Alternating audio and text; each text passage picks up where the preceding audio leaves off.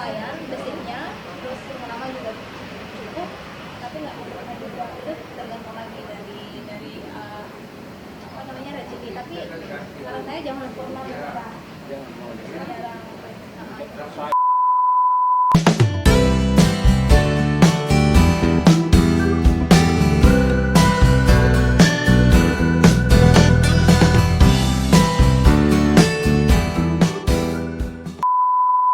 Hey yo, welcome to Sini Live. Today kita akan membahas tentang gimana cara kerja di kapal pesiar. Dan kebetulan pada saat ini saya bersama dengan teman saya yang ada pengalaman. Hai. Halo subscribernya Ya. Tini, Alvin. Ya, ada pengalaman di kapal pesiar dan kebetulan banyak teman-teman dari Instagram dan juga beberapa di Messenger bertanya mengenai gimana sih cara kerja di kapal pesiar. Nah, today we're gonna talk about that, and ini yang langsung dari pengalamannya. Mungkin next time juga saya akan men-share juga pengalaman saya secara pribadi, tapi saat ini kita akan langsung dari seniorita. Nggak ada senior, nggak ada junior. Ya, senioritas. Sebelum itu ada pepatah mengatakan bahwa tak kenal maka tak sayang, Asik, ya kan? asik. Iya nggak? Oke. Yuk perkenalin dulu dong Kak namanya. Oke, halo semua teman-teman subscribernya Alvin. Perkenalkan, nama saya Adrianto Anwar. Saya sekarang bekerja di salah satu kapal pesiar namanya Costa Cruise Line sebagai posisi room service. Room service. Di departemen F&B service. Dulunya tuh di room service attendant atau di Costa Cruise Line itu dia including F&B departemen. Sekarang udah beda, maksudnya mereka udah rubah dari housekeeping departemen menjadi F&B departemen. Jadi sekarang itu room service, itu di room service dia including housekeeping departemen. Oke, so teman-teman yang mungkin belum mengetahui tentang updated dari status yang room service ini, basically mereka termasuk dari F&B service, tapi sekarang udah berubah ke housekeeping ya Kak ya? Jadi tanggung jawab housekeeping departemen. Oke. Nah, jadi seperti yang judul di sana, kita mau tahu nih Kak, gimana sih Kak caranya Kakak bisa sampai, apa motivasinya, gimana ceritanya sampai bisa kerja di kapal pesiar, terus cara-caranya gimana? Kalau dibilang apa motivasinya saya bisa kerja sampai di kapal pesiar, sebenarnya sih cukup lumayan panjang ceritanya. Yang pertama, basically saya itu suka liburan ya. Oke, suka liburan. Suka traveling. Tapi liburan travelingnya itu cuma di sekitaran Indonesia aja. Oke. Nah, ada apa ya? Maksudnya terbesit di pikiran saya, gimana sih saya bisa liburan sampai ke luar negeri tanpa itu ya dibayar sepeser pun itu. Jadi saya berpikir kayaknya bisa kerja di kapal pesiar ini, kerja sambil liburan gitu. Kerja sambil liburan itu sesi plus dari kerja di kapal pesiar. Terus awalnya tuh Kak bisa ceritain historinya kok, historinya sampai bisa naik ke kapal pesiar itu gimana? Cara-caranya mungkin di sini ada yang termotivasi juga pengen naik ke kapal pesiar untuk cewek dan cowok, batasnya umur berapa, terus gimana caranya, agensi apa, jurusan apa yang mereka butuhkan di sana, syarat-syaratnya gimana? Jadi kalau boleh dibilang syarat untuk kita kerja ke kapal pesiar itu yang pertama harus punya pengalaman ya, kerja di hotel ya, minimal itu 1 tahun. Oke. Yang pertama itu harus mempunyai pengalaman kerja di hotel minimal satu tahun. Minimal 1 tahun. Iya. Nah, setelah kita udah punya pengalaman kerja 1 tahun, intinya kita udah punya sertifikat lah. Maksudnya kita ini sudah ada pengalaman dan punya sertifikat kerja di hotel. Nah, setelah itu kita bisa nge-apply ke agen kapal pesiar. Agen kapal pesiar banyak kok yang ada di Jakarta. Nah, contohnya Alfa Maksa Sai mungkin, atau di Ciptawira mungkin, NCL ada. Jadi kalian intinya harus punya pengalaman setahun dulu kerja di hotel baru bisa ngapply ke kapal pesiar.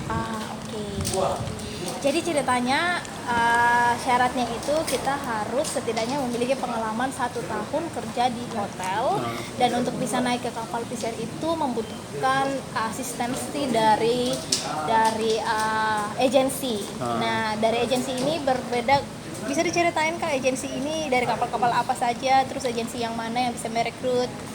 Kalau agensi yang saya tempati ya, namanya Alpha Maksasai itu, ya ada beberapa kapal yang bekerja sama dengan agensi ini. Contohnya Costa Cruise Line, Costa Cruise Line itu ada, terus ada AIDA juga, terus ada Viking, Viking. Jadi ada beberapa perusahaan kapal pesiar yang bekerja sama agen ini, dan agen ini kalau boleh kalian tahu, semuanya itu free of charge, maksudnya nggak ada bayar. Jadi cuman kalian ngapply keterima, jadi untuk biaya tiketnya segala macam bayar itu nggak ada kalau di Alpha Max saya. Cuman kalian bayar nanti pada saat kalian mau medical mungkin atau mau buat visa, baru bayar. Baru tahu saya, jujur saya secara personality baru tahu kalau ternyata di Alpha Max saya ini free.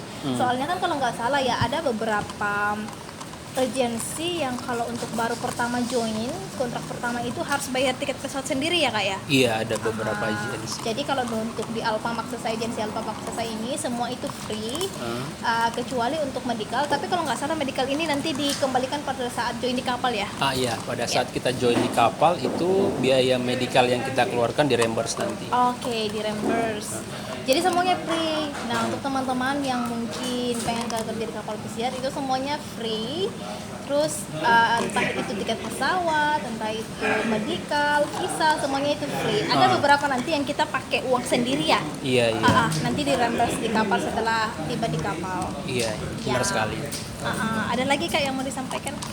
Jadi kalau saya sih, kalau teman-teman yang bertanya, kalau kalian mau kerja di kapal pesiar ya otomatis kalian harus pintar-pintar pilih agensi ya. Ya, betul. Jadi betul kalian banget. cari agensi yang benar-benar memang free of charge ya. Ada beberapa agensi itu yang memang kita pada saat kontrak pertama mesti bayar tiket dulu. Yes, betul.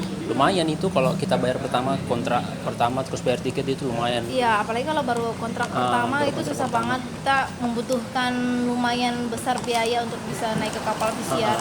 Kalau disuruh bayar tiket pesawat sendiri lagi kan semakin berat gitu.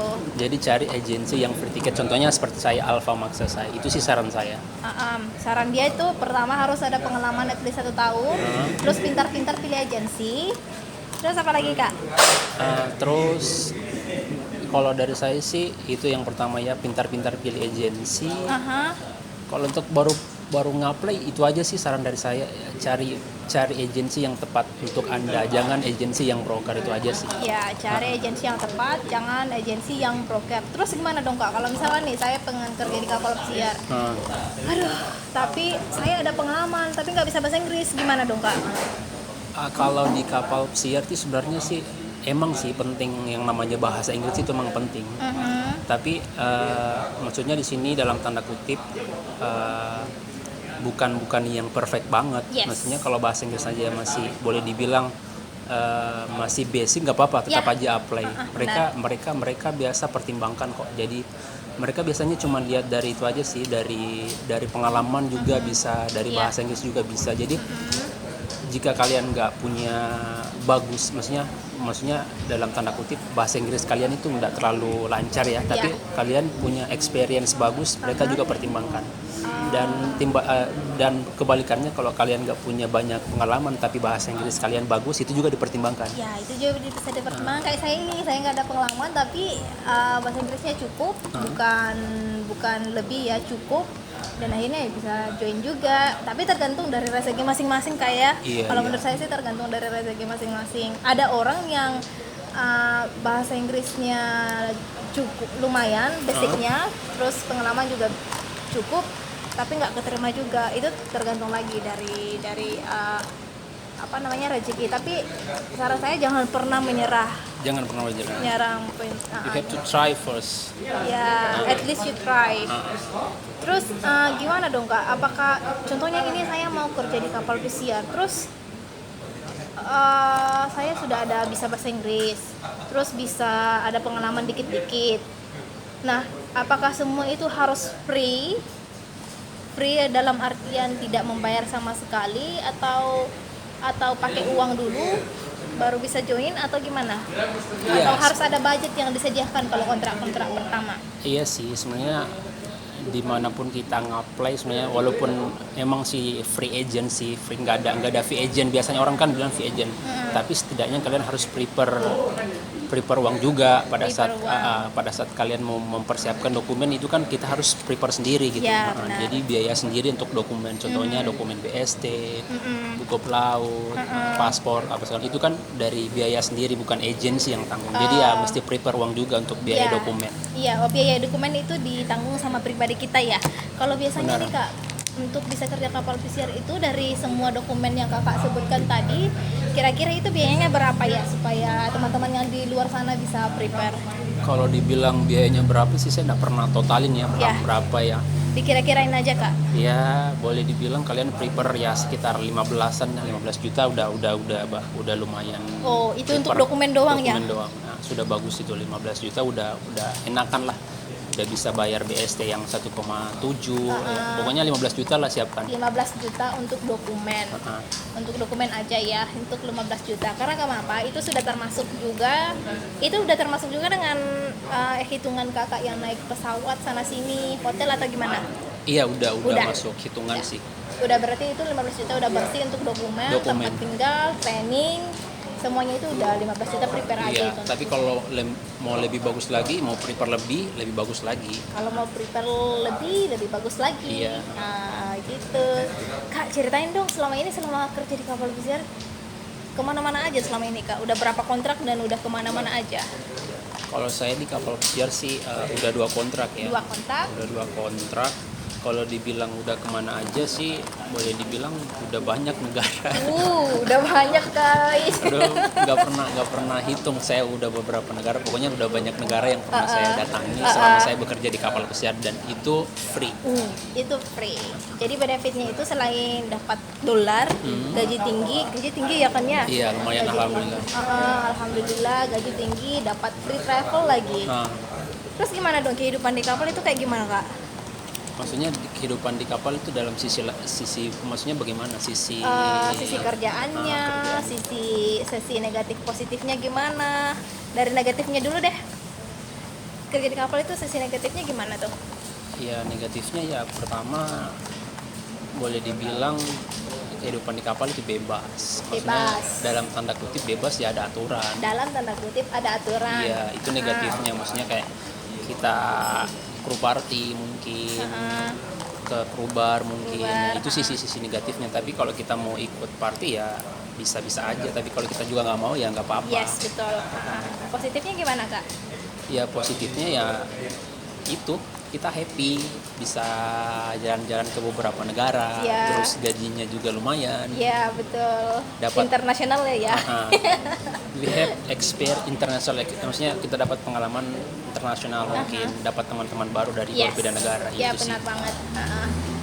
Oke, kayaknya itu aja ya. Kalau ada pertanyaan lebih spesifik lagi tentang gimana cara kerja di kapal pesiar, bisa dihubungi Kak Adrinya langsung di Instagram. Nanti saya cantumkan di sana. Nggak apa-apa ya Kak ya? Boleh. Yes. Terus kebetulan juga dia punya YouTube guys.